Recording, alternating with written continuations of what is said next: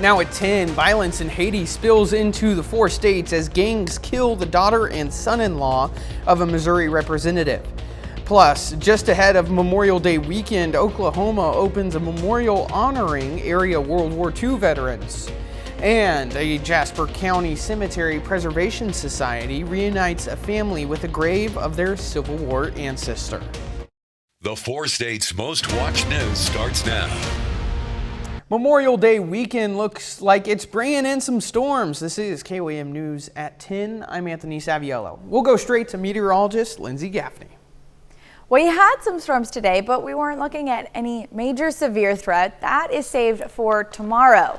Now, most of these storms have cleared out, pretty light winds, but we are looking at a level 4 out of 5 risk for severe storms tomorrow. And that's going to happen tomorrow in the overnight hours after around 8-9 p.m. But if you're planning on traveling or just spending the day out on the lake or doing anything outdoors, most of your day is looking pretty good. But like I said, we do have that severe threat moving into the overnight hours, so prepare for that. Now, we've had some storms already pass by, although nearly out of our area in the next 30 or so minutes. And then we're going to stay dry until tomorrow evening. Don't forget that tomorrow evening around 8-9 p.m. we are expecting some pretty severe weather, and I'll have more details for you in just a bit. All right, Lindsay, thanks. A young American couple working as missionaries in Haiti were ambushed and killed in gang violence as they left a church youth event. That's according to their family and the Oklahoma-based group Missions in Haiti. Danya Bacchus has more from Los Angeles. Criminal gang members in Haiti's capital abducted, shot and killed an American missionary couple and a local man, according to a family member. 2 of the victims, both in their early 20s, were Davy and Natalie Lloyd. They were working for Oklahoma-based Missions in Haiti, a nonprofit run for more than 20 years by Davy's parents. The 3rd victim, Jude Montes, was the organization's local director. Natalie's father, Ben Baker, is a Missouri state lawmaker. Their lives represent that true love and that deep consideration of others before yourself. CBS affiliate KOTV spoke to Davy Lloyd's father. Davy, Natalie, and Jude barricaded themselves in our home down there, but then the gangs just started shooting up the place, eventually busted the door down and went in and shot them and killed them, and then set Jude and Davy bodies on fire. Miami Herald reporter Jacqueline Charles tells CBS News that Haiti was Davy's life work, even as violent gangs control about 80% of Port-au-Prince. When he went away to college, Bible college, he told every girl that came to him that, hey, if you're not ready to spend the rest of your life living and working in Haiti, then I'm not the guy for you. And Natalie was that young lady. They've just been married for 2 years. The U.S. State Department says it's aware of the killings and offered its, quote, sincerest condolences to the family on their loss. Danya Bacchus, CBS News. Representative Baker, who serves a portion of Newton County, including Neosho, released a statement which said, in part, quote, please pray for my family. We desperately need strength. And please pray for the Lloyd family as well. I have no other words for now. End quote. Today, a new memorial opened honoring area World War II soldiers. The legacy of Liberty Memorial Park in Monkey Island was built at Shangri-La Resort. The memorial features World War II memorabilia, including era boats, jeeps, and ambulances. The park also honors local soldiers from the war, from code breakers to medics. Organizers say they want to help future generations know the history of our nation's heroes. And each one of these tells a story about these people, not as to honor them individually, but as a lesson to people today that we need to hear so that we can continue this forward another 80 years, just as they did before. Organizers say they worked until late last night to finish the park in time for Memorial Day. The legacy of Liberty Memorial Park is free and open to the public. Members of the Joplin Civil Air Patrol and Colonel Travis Hoover Composite Squadron honored a Civil War veteran earlier today with a wreath-laying ceremony. The grave belongs to Isaac Daniel of Kentucky. After the war, he and his wife settled in Cherokee County, Kansas, before he passed away around 1880. Daniel's family had given up hope of finding his grave until it was recently discovered by the Jasper County Cemetery Preservation Society. We've got about 60 hours of clearing this land because we didn't know what we would find. We didn't know where the headstones might be or where things were located. And so after we got that all cleaned up, we put out pictures on Facebook, and the family said, "Where is this? We think our ancestors buried there." And when I talked to them that night, Becky said, "We never thought we'd find it in my lifetime." Daniel served in the Union Army's Company F, 19th Kentucky Volunteers. Today, the Missouri Trucking Association hosted the annual Safety Break Day event. The event recognizes road safety and the vital role of the trucking community. Visitors could enjoy hot dogs, beverages, and ice cream, and take the opportunity to learn about road safety. I think today is just about partnership together, because we've got Highland Dairy here passing out hot dogs and ice cream. We've got Convoy of Hope truck here today. We got the FedEx road team captains, Missouri Trucking Association, everybody just coming together, celebrating safely. We just want everyone to make it home safe. Visitors were also able to meet with representatives from MoDOT, FedEx, and the Missouri Highway Patrol. There's a new outdoor music venue in Pineville, Missouri. Kismet Concerts launched the Shine Farm, a new venue for concerts and festivals. It's located at Tall Pines Distillery in Pineville. Officials say it will initially host events for up to 5,000 people during the late spring through early fall. They hosted their first concert there today. But we feel that this is an outdoor natural setting, and if you look at a lot of the larger outdoor venues in the market, whether you go up north or south of us, it's a lot of concrete. And we think that coming here, you're a little closer to nature and a little bit more of a boutique experience to where it's easy to get in and out, traffic's not an issue, right off the highway. The next scheduled concert will be Nico Moon with Mackenzie Carpenter on June 14th. Titles on the line today for some area softball and baseball teams. John Dales has the highlights of those games and more coming up. But up first, some Pittsburgh residents express concerns over their trash service. Some Pittsburgh residents say their trash isn't getting picked up on time. According to those residents, Cards Recycling and Waste Management is the company responsible for the service at their homes. KOAM's Fernanda Silva spoke to some of them to understand their concerns.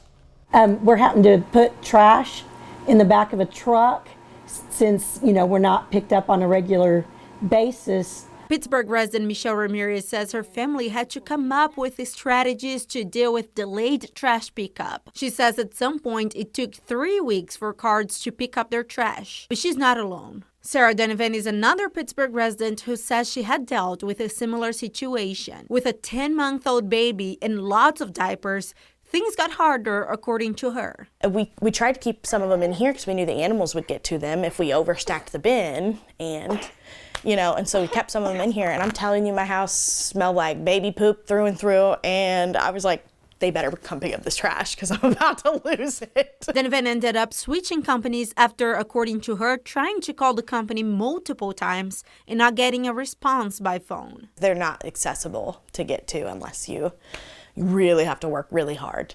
KOAM contacted Cards. According to the company, most situations are case by case, adding if the service is delayed, customers should notify Cards. If we do have any types of service interruption, whether it be a holiday schedule and or just a delay in service for that day, being picked up the next day or previous day, we will notify those customers to let them know that any trash that they have out, we will collect. We contacted Cards, and they said that when they are delayed or when they're not going to pick up on the exact date, they notify the clients. They either call or send messages or emails. Is that something that you've experienced? No, that's not true. We've never got any kind of communication from them when they haven't picked up for 2 or 3 weeks. We've got no kind of communication.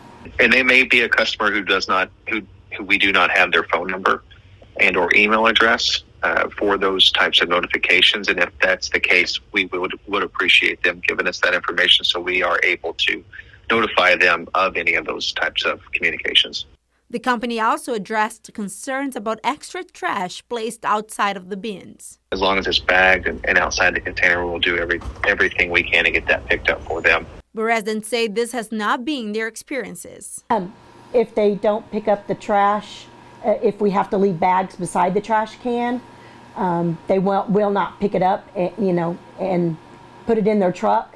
And so then animals can get into it and we have to pick it up, and then it has to go into the trash for the next week. Cards is fairly new to the Pittsburgh area. They acquired Short's trash service last summer. The city of Pittsburgh says they've been receiving calls with concerns. It's very frustrating for all of us, including me. I mean, I'm kind of a neat person. I want everything to work well and operate effectively. And so when it doesn't, it's frustrating. But right now, we have to be patient because we're really relying on other people to provide that service. City officials are looking into establishing its own trash service as a way to address the concerns and hope to have more details before the end of the summer. In Pittsburgh, Fernanda Silva, KOAM News. KOAM spoke with Cards yesterday and a few residents this morning. We've sent some follow-up questions to Cards and hope to have an update after the holiday weekend. KOAM has also heard from residents in other local cities facing the same issues with Cards. A little later, track and field athletes from Southeast Kansas take part in state finals. John has the stories and more coming up in sports. And we're still tracking some severe weather moving through the area tomorrow evening. We'll have all the details right after the break.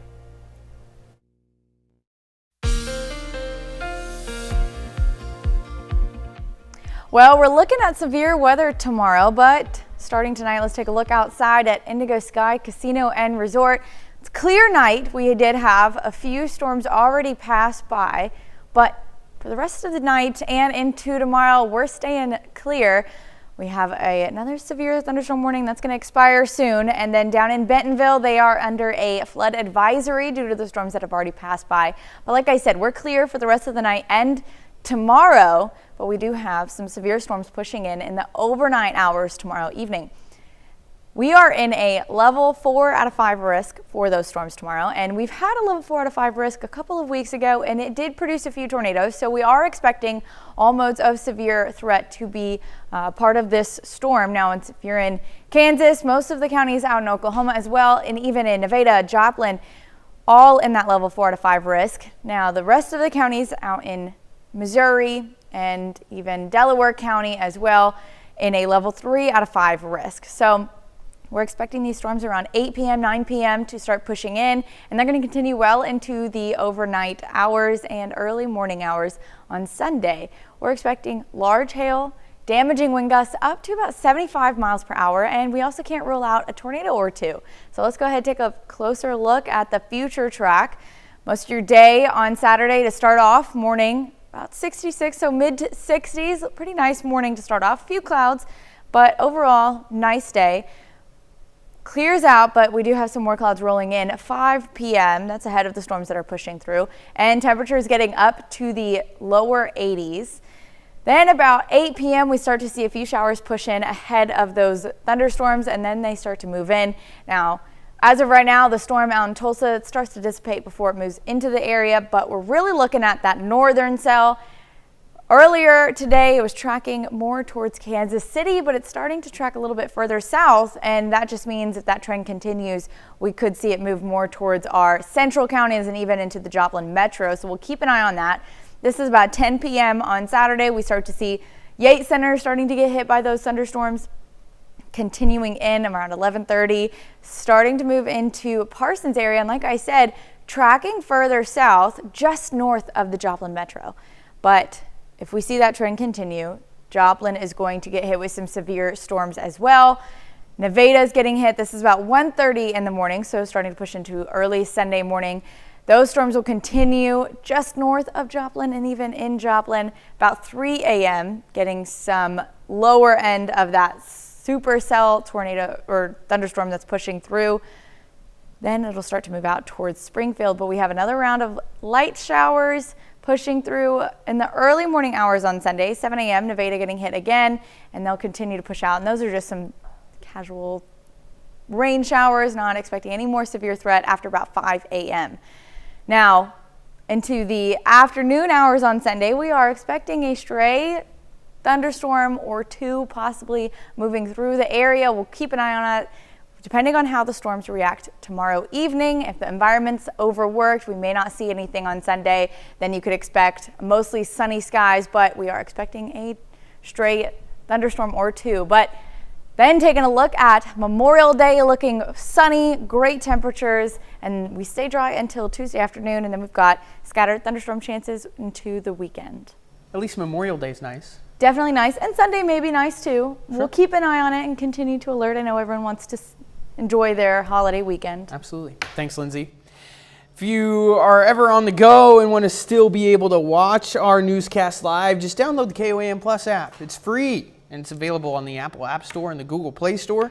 Just search for KOAM Plus. Today, Parsons, Kansas rolls out the 2024 edition of Katy Days. This annual event features a beer garden, live music, a kids entertainment tent, railroad and history-related activities, a vintage baseball game, a petting zoo, and a lot more. The public pool and splash pad will be open for activity on Sunday, May 26th, after the Katy Days Festival. Still ahead, several track and field athletes from Southeast Kansas bring home first place medals. And Frontenac High School softball plays in the state championship. John Dales has the highlights and more coming up.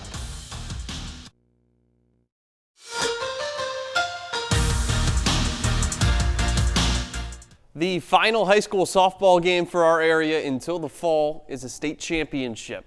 Frontenac earns a spot in the 3A state title game after winning by 1 run in both the quarter and semifinals. The Raiders' opponent, meanwhile, won each of those games by 10 runs.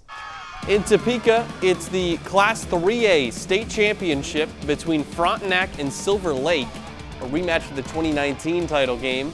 Bottom of the second, Abby Beeman goes right after this pitch. That ball clears the fence and then some. Long solo home run to center field, and it puts the Raiders on top, 1-0. We go ahead to the fourth now. Crazy sequence here. This ball hit into the left center gap, goes all the way to the fence. That's going to score 2 runs as Maddie Call slides in safely. Then the catcher throws the ball away into the outfield, so Ella Sullivan comes home. She's tagged out there. However, damage already done. Frontenac leads 3-0. We go ahead top of the 6th inning. Defense starts to shine. Annie Lee makes a quick throw to get the runner out at first. Now the very next pitch, this looks familiar. Lee ready for it again, throws across the diamond, gets the out again. Raiders hold on to their 3-0 lead. In the circle, it's Avery Johnson for Frontenac, and she steps up her game once again. Gets 5 strikeouts and brings her second shutout of the afternoon into the 7th inning. That's where we go, the final inning of the game. 2 outs, Frontenac still holding on to that lead.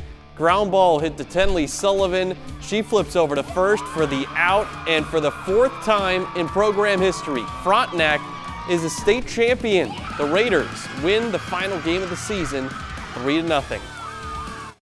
I couldn't be more proud of our kids. You know, Avery threw her behind off all weekend, and she had incredible defense behind her. Our bats came out hot in this championship, you know, and there's not a more deserving group out there than these kids. I just had to push myself.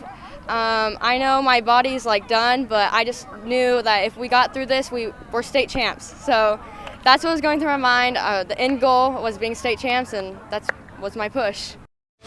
Over in the 3A baseball tournament, Frontenac takes 3rd place.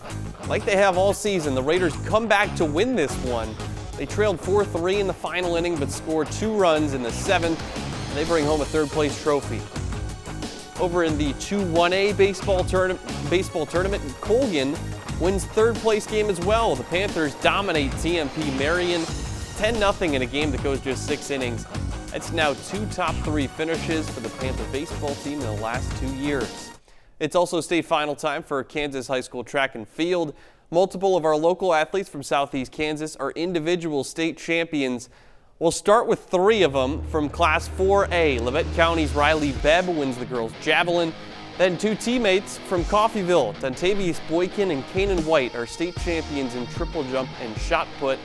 Doesn't stop there. Cherryville's Bethany Umbarger wins the 3A state title for girls' high jump. And Colgan High School senior Lily Brown wins the 2A Girls triple jump for the 3rd year in a row, sets the state record while doing so. Back to that Frontenac softball state title, one of the most telling stats, Avery Johnson, winning pitcher in all 3 games. She pitched every single pitch for Frontenac in the state tournament. That's a lot of trophies, a lot of gold coming home. That's right. That's awesome. Well, that's a look at sports. We're back with more after this. Today marks National Road Trip Day. Millions of Americans already have their plans mapped out to get somewhere to relax and recharge. For many, that might mean a trip to the beach with friends or family or friends. For others, a drive to a national park and tourist towns. The website The Vacationer says 80% of Americans will take a road trip this summer. A great way to make those plans and save money is by using any one of a number of travel apps that are available. However you do it, it's about getting out of town for the ideal getaway. Share your adventures with the hashtag National Road Trip Day. Being on the road can be a pain in the butt sometimes. But I wish I was on the road to the beach right now. That's fair. But we've got some severe weather this weekend for Memorial Day weekend. We've got an alert day set for tomorrow. We do have those storms pushing in around 8-9 p.m. and they are going to be severe storms, so be prepared for that. We may have a chance for a stray thunderstorm or two on Sunday, but it just depends on how Saturday works out, and the rest of the Memorial Day weekend looking pretty good. All right. Final sports note. Pittsburgh State Track and Field has 2 individual national champions today. Hunter Jones in the decathlon, Anna Childress in the triple jump. All right, right on. Well, that's our time for this evening. Thanks for watching us. Be sure to tune in with me and Lindsay this weekend. From all of us here at KOAM, have a great night.